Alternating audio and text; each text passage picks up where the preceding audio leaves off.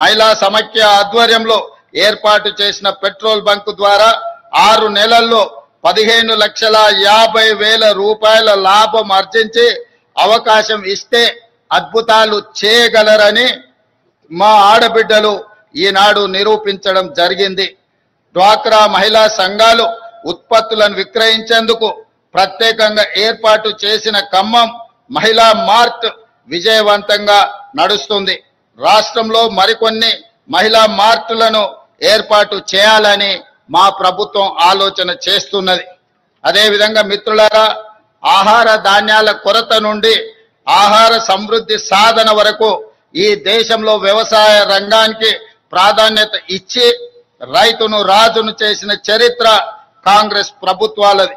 హరిత విప్లవం నుండి ఉచిత విద్యుత్తు వరకు, రుణమాఫీ నుండి రైతు భరోసా వరకు రైతుల కోసం మనం రూపొందించిన సంక్షేమ పథకాలు ఎప్పటికప్పుడు కొత్త చరిత్రను సృష్టిస్తున్నాయి.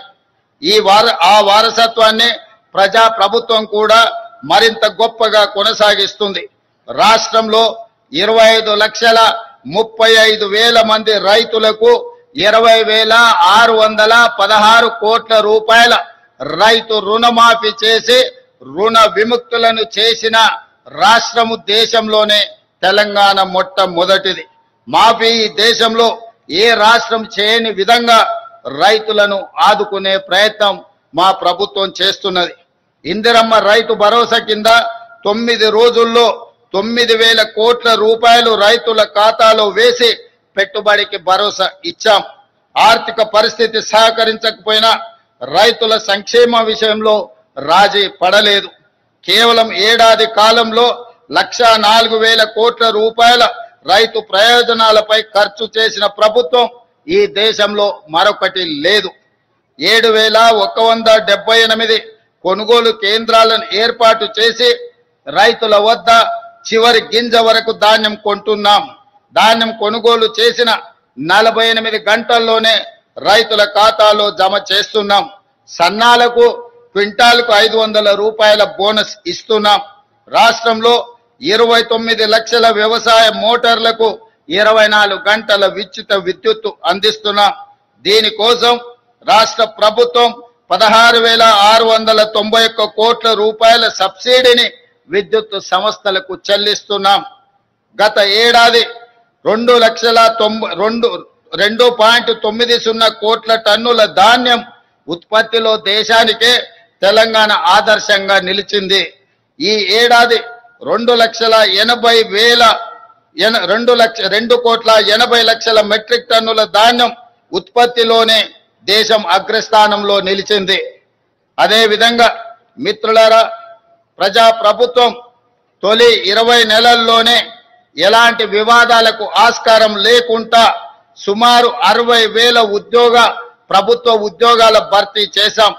పోటీ పరీక్షల నిర్వహణలో అత్యంత పారదర్శకతతో వేగంగా ఫలితాలు వెల్లడించి నియామక పత్రాలు అందించాం. ఈ దేశ పరిపాలన వ్యవస్థలో తెలంగాణ భాగస్వామ్యం ఉండాలి. అందుకే అఖిల భారత సర్వీసులకు వెళ్లాలని కోరుకునే తెలంగాణ బిడ్డల కోసం ప్రభుత్వం అండగా నిలుస్తుంది. రాజీవ్ గాంధీ సివిల్స్ అభయ హస్తం ద్వారా ₹1,00,000 రూపాయల ఆర్థిక సహాయాన్ని ఈ నిరుద్యోగ యువకులకు అందిస్తున్నాం.